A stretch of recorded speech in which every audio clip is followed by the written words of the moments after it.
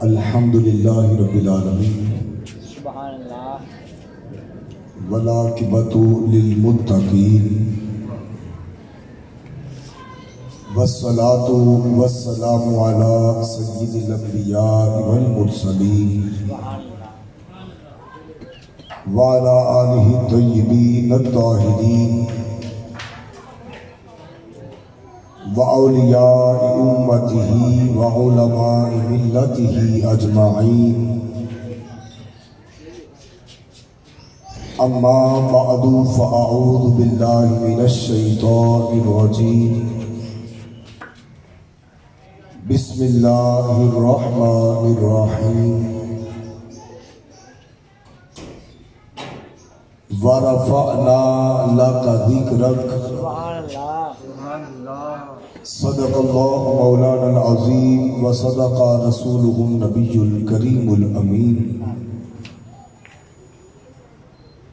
صلو علی الحبیب مل کے پڑھئے الصلاۃ والسلام علیکہ یا سیدی یا رسول اللہ وعلی آلکہ واصحابکہ یا سیدی یا حبیب اللہ الصلاۃ والسلام علیکہ یا سیدی یا نبی اللہ وعلی آلکہ واصحابکہ یا نور اللہ الصلاۃ والسلام علیکہ یا سیدی یا ابا فاطمۃ الزہراء وعلی آلکہ واصحابکہ یا جد الحسن والحسین الصلاۃ والسلام علیکہ یا سیدی یا خاتم الانبیاء والمرسلین وعلی آلکہ واصحابکہ یا سیدی یا خاتم المعصومین من الآدمیین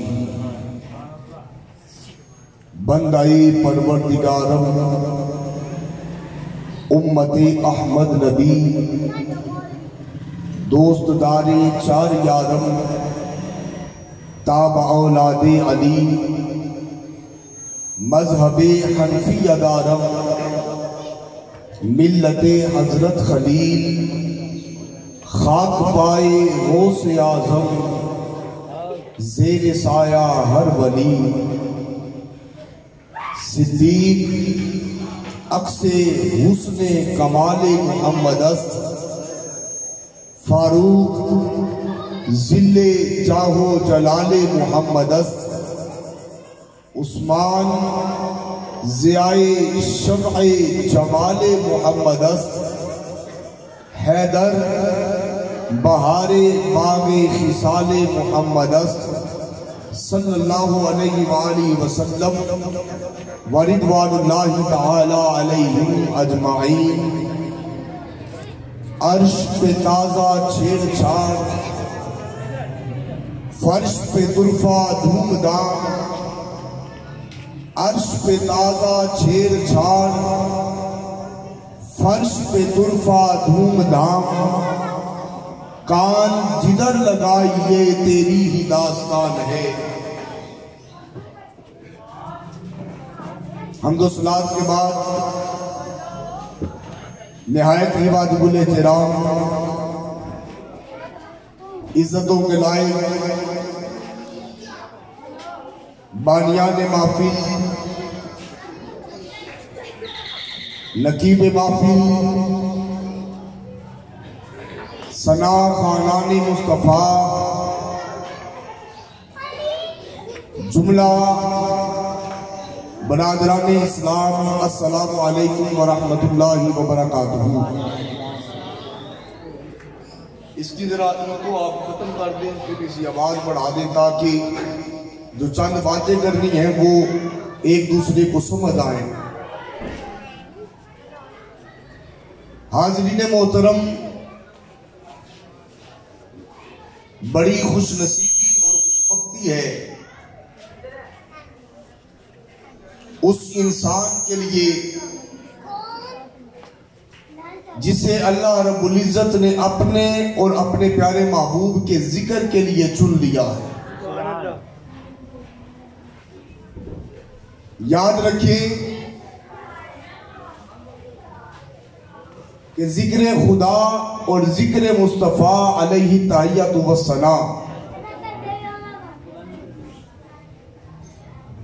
کرنے والے دراصل اللہ کا انتخاب ہے۔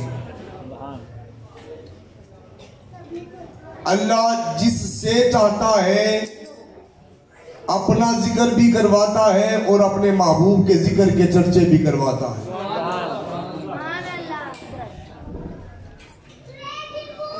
کوئی بھی شخص چاہے وہ محفل سجانے والا ہے، محفل میں آنے والا ہے، یا سٹیج پر بیٹھ کر نعت کی صورت میں، منقبت کی صورت میں، تقریر کی صورت میں، واعظ کی صورت میں سامعین کو ذکر مصطفیٰ علیہ تحیۃ والثناء سنانے والا ہے، کوئی بھی شخص ہو وہ یہ خیال نہ کرے، وہ یہ نہ سمجھے کہ میں نے اپنے اس عمل سے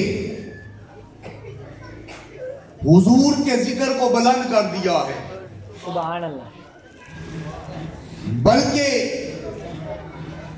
وہ اپنے نصیب پر خوش ہو کہ اللہ رب العزت نے اسے اپنے محبوب کا ذکر کرنے کی توفیق دی، اور اس ذکر کی برکت سے اللہ رب العزت نے اس کا نام بلند کر دیا۔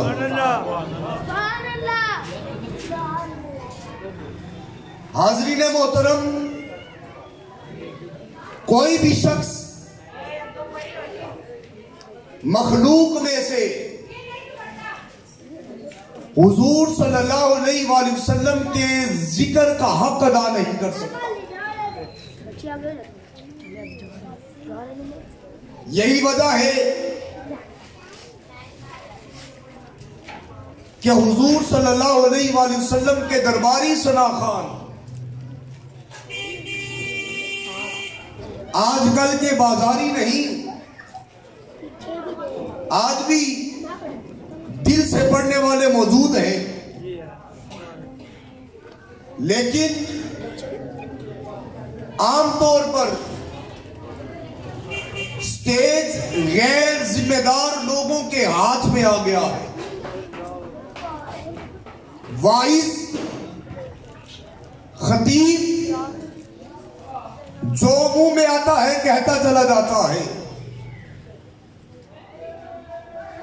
نقیب کو نہیں پتا کہ میں نے کیا بات کہنی ہے اور کس موقع پر کہنی ہے۔ الا ماشاء اللہ ثنا خان کلام کے انتخاب میں کوتاہی کر رہے ہیں، لیکن ظاہری بات ہے دو نمبر چیز وہی ہوتی ہے جہاں ایک نمبر ہو، دو نمبر چیز وہی ہوتی ہے جہاں ایک نمبر ہو۔ یہ بزرگاہ نہ بنائیں اسے، یہ محفل ہے، یہ آقا علیہ السلام کا ذکر ہے، اور اس ذکر کو اتنے ادب سے کریں کہ جیسے کہ اللہ رب العزت نے قرآن میں فرمایا وَتُعَزِّرُوهُ وَتُوَقِّرُوهُ، کہ اے لوگوں میرے محبوب کی تعظیم کرو، ادب کرو، احترام کرو۔ کتنا؟ اب میں اس کی تفصیل میں نہیں جاتا، نہیں تو موضوع کا رخ بدل جائے گا۔ صرف ایک اشارہ کر کے آگے چلتا ہوں کہ صحابہ کرام رضوان اللہ تعالی علیہم اجمعین جب بارگاہ مصطفیٰ صلی اللہ علیہ وآلہ وسلم میں حاضر ہوتے، جب حضور صلی اللہ علیہ وآلہ وسلم کی مجلس قائم ہوتی تو صحابہ حضور صلی اللہ علیہ وآلہ وسلم کی گفتگو سنتے ہوئے اس طرح ساکت بیٹھے ہوتے تھے کہ اگر تھوڑا سا ہلیں گے تو سر پر پرندہ ہے کہیں وہ اڑ نہ جائے. یعنی یہ ادب کا عالم تھا, یہ ادب کا عالم تھا. لہذا آج ہمیں دوبارہ سے اپنی محافل کو ادب کے معیار پر لانا ہوگا. تو کریم آقا صلی اللہ علیہ وآلہ وسلم کا ذکر کرنا, کوئی یہ نہ سمجھے کہ میں نے حضور علیہ السلام کا ذکر کر کے حضور کا نام بلند کیا. آقا علیہ السلام کے درباری ثنا خان, جن کو حضور صلی اللہ علیہ وآلہ وسلم نے خود فرمایا اے حسان مجھے میری نعت سناؤ, اور یاد رکھیں وہ نعت کیا نعت تھی؟ وہ نعت ناموس رسالت صلی اللہ علیہ وآلہ وسلم پر پہنا تھا.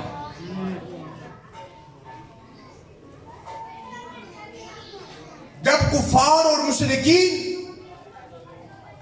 اور یہودی آقا صلی اللہ علیہ وآلہ وسلم کی شان میں گستاخی کرتے تو حضور علیہ السلام فرماتے ہماری طرف سے جواب حسان بن ثابت دیں گے. حسان بن ثابت وہ محض ثنا خان نہیں تھے بلکہ وہ عالم ثنا خان تھے. وہ مزاج یار سے آشنا تھے. انہیں پتا تھا کہ میں نے کس موقع پر کیا بات کہنی ہے. حضور صلی اللہ علیہ وآلہ وسلم کی عزت پر پہرا دیتے رہتے. جب ان سے پوچھا گیا اے حسان آپ نظم کی صورت میں, نعت کی صورت میں حضور صلی اللہ علیہ وآلہ وسلم کی شان بیان کرتے ہیں, تو کیا اس شان کے بیان کرنے سے آپ نے حضور کا نام بلند کر دیا ہے؟ حضور کا ذکر بلند کر دیا ہے؟ کیا آپ اپنے اس نعتیہ کلام سے حضور کا ذکر بلند کرنے والے ہیں؟ تو حضرت حسان بن ثابت کا جواب سنیے. فرمایا ما ان مدحت محمدا بمقالتی ولکن مدحت مقالتی بمحمدی. فرمایا کہ میں حضور صلی اللہ علیہ وآلہ وسلم کا نام نامی اسم گرامی بیان کر کے آپ کی نعت پڑھ کے آپ کی تعریف کا حق ادا نہیں کرتا. احسان پھر آپ حضور کا ذکر کیوں کرتے ہیں؟ حضور صلی اللہ علیہ وآلہ وسلم کا نام کیوں لیتے ہیں؟ حضور کے رخ انور اور زلف عنبری کا ذکر کیوں کرتے ہیں؟ حضور کی نورانیت اور اعلیٰ بشریت کا بیان کیوں کرتے ہیں؟ حضور صلی اللہ علیہ وآلہ وسلم کی عظمتوں کے ڈھنکے کیوں بتاتے ہیں؟ تو حضرت حسان بن ثابت نے جو جواب دیا سنیے. فرمایا والا کم مدحت مقالتی بمحمدی. شعر کی صورت میں اس کا ترجمہ سنا دوں. فرمایا نعت جو پڑھتا ہوں میں خیر الانام کی, نعت جو پڑھتا ہوں میں خیر الانام کی, عزت بلند ہوتی ہے میرے کلام کی. ارے میں نعت پڑھ کے حضور کا ذکر بلند نہیں کرتا, میں نعت پڑھ کے حضور کا نام بلند نہیں کرتا اور نہ کر سکتا ہوں. پھر حضور کا ذکر آسان کیوں کرتے ہیں؟ فرمایا اس لیے کہ جب حضور علیہ السلام کا نام نامی اسم گرامی, جب آپ کا ذکر, جب آپ کی عظمت, جب آپ کی شان میرے کلام میں آتی ہے, اللہ مجھے بھی عزت دیتا ہے, میرے کلام کو بھی عزت دیتا ہے. اور پھر سوال یہ ہے کہ حضور علیہ السلام کا ذکر کوئی کیوں بلند نہیں کر سکتا؟ کیوں بلند نہیں کر سکتا؟ کیا وجہ؟ اس لیے کہ حضور صلی اللہ علیہ وآلہ وسلم کا ذکر بلند خود میرے خدا نے کیا، اللہ نے کیا ہے۔ اللہ رب العزت نے اپنے محبوب کی عظمت اور شانوں کا بیان کیا۔ سورہ انشراح میں اللہ رب العزت نے فرمایا وَرَفَعْنَا لَكَ ذِكْرَكَ، اے محبوب صلی اللہ علیہ وآلہ وسلم، ہم نے آپ کا ذکر آپ کے لیے بلند کر دیا۔ آپ کا ذکر آپ کے لیے بلند کر دیا ہے، آپ کا ذکر بلند کیا ہے۔ کیوں؟ آپ کے لیے۔ اس آیا مبارکہ میں جو عربی کا لفظ لاکا آیا ہے، لاکا عربی کا لفظ، وہ ایک تو پشتو والا لاکا ہے نا، میں اس لیے وضاحت کر رہا ہوں کہ کسی کے ذہن میں وہ نہ آئے، یہ عربی زبان ہے نا، تو عربی زبان میں اس آیت میں جو لاکا کا لفظ آیا ہے نا، یہ قابل غور ہے۔ فرمایا وَرَفَعْنَا لَكَ ذِكْرَكَ، اگر اللہ رب العزت صرف اتنا فرماتا وَرَفَعْنَا ذِكْرَكَ، تو یہ جملہ، یہ سنٹینس پھر بھی مکمل تھا، کمپلیٹ تھا۔ بھائی کوئی جملہ بنانا ہو، کوئی سنٹینس بنانا ہو، تو اس کے اندر جو چند چیزیں ہوتی ہیں وہ فعل ہے، فاعل ہے، مفعول ہے، سبجیکٹ ہے، آبجیکٹ ہے، ورب ہے۔ جب سبجیکٹ، آبجیکٹ اور ورب آ جائیں تو جملہ مکمل ہوتا ہے، کمپلیٹ ہوتا ہے۔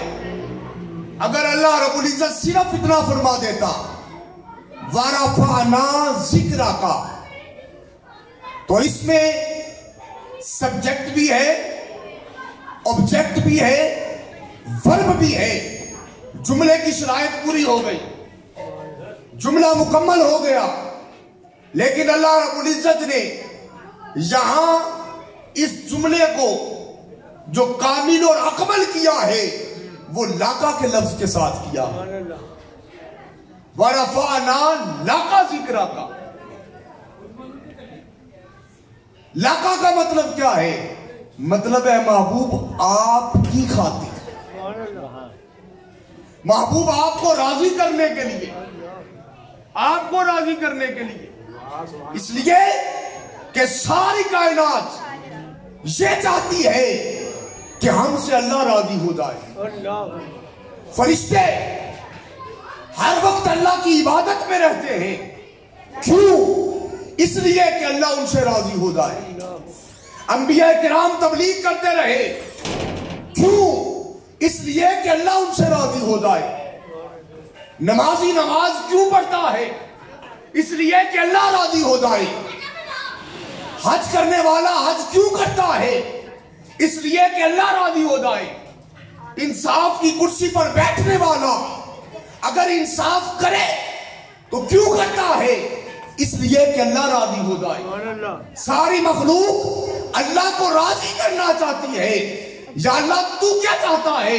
فرمایا وَرَفَعْنَا لَكَ ذِكْرَكَ، محبوب سب مجھے راضی کرنا چاہتے ہیں، میں تجھے راضی کرنا چاہتا ہوں۔ تیرا ذکر اس لیے بلند کیا ہے محبوب تو راضی ہو جائے، تو راضی ہو جائے، اس لیے کہ خدا کی رضا چاہتے ہیں دو عالم، خدا کی رضا چاہتے ہیں دو عالم۔ خدا چاہتا ہے رضا محمد صلی اللہ علیہ وسلم۔ محبوب سب مجھے راضی کرنا چاہتے ہیں اور میں یہ چاہتا ہوں آپ راضی ہو جائیں، آپ راضی ہو جائیں۔ صرف ایک مثال دوں گا، ویسے تو قرآن و حدیث کی مثالیں بھری پڑی ہیں، ایک مثال دوں گا۔ 17-18 ماہ نماز فرض ہونے کے بعد اہل اسلام، صحابہ کرام حضور صلی اللہ علیہ وآلہ وسلم کی اقتداء میں نماز پڑھتے رہے۔ کس قبلے کی طرف منہ کر کے؟ قبلہ اول بیت المقدس کی طرف۔ 17-18 ماہ قبلہ اول کی طرف منہ کر کے نماز پڑھی ہے۔ اور یاد رکھیں کہ بیت المقدس ہمارا قبلہ اول ہے. بعض لوگ، میں نے انہیں سوشل میڈیا پہ سنا تھا، انہوں نے کہا کہ یہ کہنا کہ بیت المقدس مسجد اقصی یا بیت المقدس یہ قبلہ اول ہے، یہ غلط ہے، یہ ایسا نہیں کہنا چاہیے. یہاں تو ایسے لوگ جاہل ہیں، ناواقف ہیں، یا پھر وہ یہودیوں کے ایجنٹ ہیں. یعنی آپ یہ کہہ کے یہ قبلہ اول نہیں ہے، آپ یہ کہہ کے مسلمانوں کے دلوں سے اس کی محبت نکالنا چاہتے ہیں، اس کا احترام نکالنا چاہتے ہیں، اس کا ادب نکالنا چاہتے ہیں. اگر وہ قبلہ اول نہیں تو دوسرے بارے کی ان آیات کا کیا مطلب ہے؟ فَلَنُوَلِّيَنَّكَ قِبْلَةً تَرْضَاهَا. اللہ رب العزت اپنے محبوب کو فرماتا ہے، اے محبوب قَدْ نَرَىٰ تَقَلُّبَ وَجْهِكَ فِي السَّمَاءِ. حضور 17-18 ماہ ہو گئے ہیں، نماز کا حکم آنے کے بعد قبلہ اول بیت المقدس کی طرف منہ کر کے نماز پڑھتے ہیں. دل میں ایک خواہش ہے، ایک تڑپ ہے، ایک تمنا ہے، آرزو ہے، چاہت ہے. چاہت یہ ہے کہ کاش ہمارا قبلہ کعبہ بن جائے، کعبۃ اللہ کو، بیت اللہ کو ہمارا قبلہ بنا دیا جائے، اور آقا علیہ السلام نماز کے اندر نعرہ تکبیر، نعرہ تکبیر، نعرہ رسالت، نعرہ رسالت، نعرہ تحقیق، نعرہ حیدری. میں گزارش کرنا چاہتا ہوں کہ اتنی علمی گفتگو ہو رہی ہے اور اندر سے تقریروں کی آواز آ رہی ہے، خاموشی سے تقریر سنیں. علامہ صاحب بیان فرما رہے ہیں، مہمان خطیب ہے، کوئی خدا کا خوف کرے. نعرہ رسالت. جزاک اللہ. یہ دیکھیں، یہ سننا بھی ہر کسی کا نصیب نہیں ہے، یہ بھی ہر کسی کا نصیب نہیں ہے. اور اس وقت میں آپ کو بتاؤں، آپ وزٹ کریں ان گھروں کا، کئی گھر ایسے ہیں کہ وہ اگرچہ باہر نہیں آئے ہیں لیکن اس وقت بڑے اہتمام سے بیٹھ کے سن رہے ہوں. تو جن کا نصیب ہے وہ سنتے رہیں اور وہ اس بات کو سمجھیں، قبلہ اول کی نزاکت کو سمجھیں، نزاکت کو سمجھے کہ اللہ رب العزت نے فرمایا قَدْ نَرَىٰ تَقَلُّبَ وَجْهِكَ فِي السَّمَاءِ. اے محبوب صلی اللہ علیہ وآلہ وسلم، ہم آپ کا چہرہ بار بار آسمان کی طرف اٹھنا دیکھتے ہیں. مجھے آپ بتائیں، آپ نماز میں کھڑے ہوں، آپ اپنا چہرہ آسمان کی طرف کر سکتے ہیں؟ بولیے. نماز میں اپنا چہرہ آسمان کی طرف نہیں کریں گے. اگر ایسے دیکھیں گے تو نماز باقی رہے گی. بولیے. نماز فاسد ہو جائے گی. لیکن اللہ کے نبی تو نماز میں ایسے دیکھیں، اور اللہ کو وہ ادا اتنی پسند آئی کہ اللہ نے قرآن کا حصہ بنا دیا. قَدْ نَرَىٰ تَقَلُّبَ وَجْهِكَ فِي السَّمَاءِ. اے محبوب، ہم آپ کا چہرہ آسمان کی طرف اٹھنا دیکھتے ہیں. میں آپ سے پوچھتا ہوں، ہم نماز میں آسمان کی طرف دیکھیں تو ہماری نماز فاسد ہو جاتی ہے، اور حضور کا دیکھنا اللہ بیان کر رہا ہے اور نماز فاسد نہیں ہوئی، نماز جاری رہی. معلوم ہوا کہ عبادت کے معاملے میں بھی ہماری عبادت کا انداز، طریقہ سیم ہے، طریقہ سیم ہے، کیونکہ حضور کے طریقے پر رہ کر عبادت کرنا ہی عبادت ہے، یہی عبادت ہے. لیکن میں اور آپ نماز میں ایسے اوپر دیکھیں تو نماز فاسد، حضور دیکھیں تو نماز جاری. جب ہماری نماز کا معیار ایک نہیں ہے، نمازوں کا انداز ایک نہیں ہے، جب ہماری نمازوں کا انداز حضور کی نماز کے انداز جیسا نہیں ہے تو بتائیں پھر ہم حضور جیسے ہو سکتے ہیں؟ کتنا نادان ہے وہ شخص جو کہتا ہے کہ میں حضور جیسا ہوں، حضور میرے جیسے ہیں۔ ارے یہ تو بڑی عجیب بات ہے۔ حضور آسمان کی طرف دیکھیں، نماز میں اللہ کو وہ ادا اتنی پسند آئے کہ اللہ قرآن کی آیت بنا دے، بار بار میرے محبوب کی ادا کو پڑھو، میرے محبوب کی ادا کی تلاوت کرو، کہو قد نرا تقلب وجهك فی السماء، قد نرا تقلب وجهك فی السماء، قد نرا تقلب وجهك فی السماء۔ یا اللہ ہم بھی دیکھ لیں؟ فرمایا نہیں، نماز ٹوٹ جائے گی، نماز ٹوٹ جائے گی، اس لیے کہ وہ میرا محبوب ہے، اس لیے وہ میرا پیارا ہے۔ آگے دیکھیے، اگر آگے فرمایا فَلَنُوَلِّيَنَّكَ قِبْلَةً تَرْضَاهَا، اے محبوب ہم ان قریب آپ کا چہرہ اس قبلے کی طرف پھیر دیں گے، موڑ دیں گے جس پر آپ راضی ہیں، جس پر آپ راضی ہیں۔ اور محبوب کے دل میں تھا کاش بیت الحرام، بیت اللہ، کعبۃ اللہ ہمارا قبلہ بنا دیا جائے۔ تو اللہ رب العزت نے بیت اللہ کو قبلہ بنا دیا، اور نماز کے اندر حضور علیہ السلام نے مسجد قبلتین میں کھڑے ہو کر اپنا رخ انور بدلا۔ صحابہ کرام کے چہرے حضور کی طرف تھے ابتدا میں، جب حضور نے اپنا رخ انور بدلا، قبلہ بدلا، تو اب صحابہ کے چہرے حضور کے چہرے انور کے سامنے۔ یہ نماز چل رہی ہے، نماز ٹوٹی نہیں، فاسد نہیں ہوئی۔ صحابہ نے کارپیٹ رستہ بنایا، حضور چل کر وہ آخری صف پہ گئے، اور پھر آخری صف سے آگے مصلی امامت۔ اب وہ جو آخری صف تھی وہ پہلی بن گئی، جو پہلی تھی وہ آخری بن گئی، نماز چلتی رہی۔ کیوں؟ اس لیے کہ محبوب جو آپ کی رضا ہے وہی خدا کی رضا ہے۔ وَرَفَعْنَا لَكَ ذِكْرَكَ، محبوب ہم آپ کو راضی کرنے کے لیے ہم نے آپ کا ذکر بلند کیا ہے۔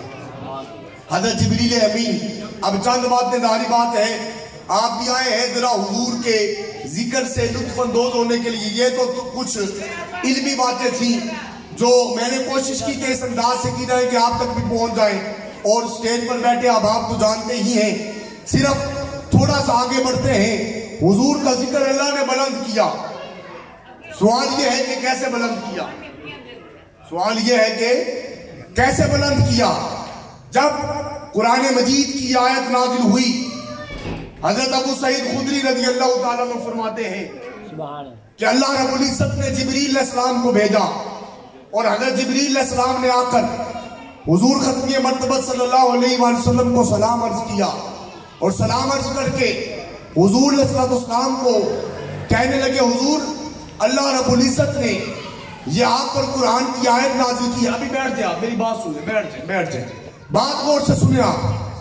فرمایا کہ عرض کی حضور اللہ نے آپ کا ذکر بلند کیا ہے، اور اللہ رب العزت پوچھتا ہے اتدری کیف رفعت ذکرک، اے محبوب کیا آپ جانتے ہیں کہ ہم نے آپ کا ذکر کیسے بلند کیا؟ اللہ پوچھتا ہے۔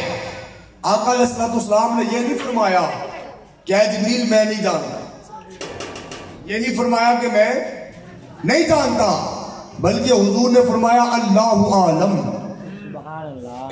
اے جبریل اللہ بہتر جانتا ہے کہ اس نے میرا ذکر کیسے بلند کیا۔ وہ بہتر جانتا ہے کہ اس نے میرا ذکر کیسے، یہ نہیں فرمایا کہ میں نہیں جانتا، بلکہ جب جبریل نے پوچھا کہ اللہ کہتا ہے محبوب کیا آپ کو پتا ہے کہ ہم نے آپ کا ذکر کیسے بلند کیا، تو محبوب کیا فرما رہے ہیں؟ اللہ بہتر جانتا ہے۔ کیا مطلب؟ مفہوم یہ تھا اے جبریل جانتا تو ہوں، جانتا تو ہوں، مگر اس کی زبان قدرت سے سننا چاہتا ہوں، وہ خود بتا دے،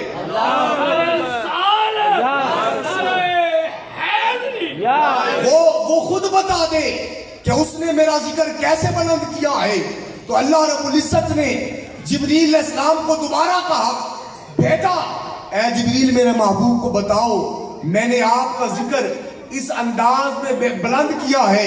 اے محبوب اذا ذکرت ذکرت مائی محبوب جہاں جہاں جب جب میرا ذکر کیا جائے گا وہاں وہاں تب تب تیرا ذکر کیا جائے گا. محبوب مشرق میں میرا ذکر کیا جائے گا تو آپ کا ذکر کیا جائے گا. مغرب میں میرا ذکر کیا جائے گا تو آپ کا ذکر کیا جائے گا. شمال میں میرا ذکر کیا جائے گا تو آپ کا ذکر کیا جائے گا. جنوب میں میرا ذکر کیا جائے گا تو میرا ذکر کیا جائے گا. لوگ مجھے رب العالمین کہیں گے تو آپ کو رحمت للعالمین کہیں گے. محبوب کائنات میں جہاں جہاں میری ربوبیت کے ڈنکے بجیں گے وہاں وہاں تیری رحمت کے چرچے ہوں گے. الغرض مشرق سے مغرب، شمال سے جنوب، تحت الثری سے عرش اولا تک جہاں جہاں میرا ذکر ہوگا وہاں وہاں تیرا ذکر ہوگا. تیرا ذکر ہوگا. محبوب تیرا ذکر اس انداز میں بیان کیا ہے، اس انداز میں بلند کیا ہے. ایک مرتبہ صحابہ کرام رضوان اللہ تعالی علیہم اجمعین حضور علیہ السلام کی مجلس سجا کر بیٹھے تھے اور مجلس سجا کر حضور کا ذکر کر رہے تھے. وہ کوئی کہتا کہ اللہ رب العزت نے آدم علیہ السلام کو صفی اللہ بنایا ہے، کوئی بولے نوح علیہ السلام کو نجی اللہ بنایا ہے، کوئی بولے ابراہیم علیہ السلام کو خلیل اللہ بنایا ہے، کوئی بولے اسماعیل علیہ السلام کو ذبیح اللہ بنایا ہے، موسیٰ کو کلیم اللہ بنایا ہے، عیسیٰ کو روح اللہ بنایا ہے. بس یہ گفتگو جاری تھی کہ حضور تشریف لے آئے. آقا علیہ السلام تشریف لے آئے. حضور نے جب صحابہ کرام کی زبانوں سے یہ انبیاء کا ذکر سنا تو حضور علیہ السلام نے اللہ رب العزت کی بارگاہ میں عرض کی، اے محبوب، اے میرے باری تعالیٰ، بتا تو صحیح، تو نے آدم کو نجی اللہ بنایا، نوح کو آدم کو صفی اللہ بنایا، نوح کو نجی اللہ بنایا، حضرت ابراہیم کو خلیل اللہ بنایا. علی ھذا القیاس ہر کسی کو شان عطا کی ہے. اے باری تعالیٰ مجھے کیا شان عطا کی ہے، مجھے کیا بنایا ہے؟ تو اللہ رب العزت کی طرف سے پیغام آیا، اے محبوب جعلتک حبیبا، ہم نے آپ کو ایسا حبیب بنایا ہے کہ جہاں جہاں میرا ذکر ہوگا وہاں وہاں آپ کا ذکر ہوگا. تو حضور کے ذکر کے چرچے یہ ہر جگہ اللہ رب العزت کروانے والا ہے. اور ایک حدیث میں حضور یاد رکھے ذکر مصطفیٰ ذکر خدا ہے. ذکر مصطفیٰ ذکر خدا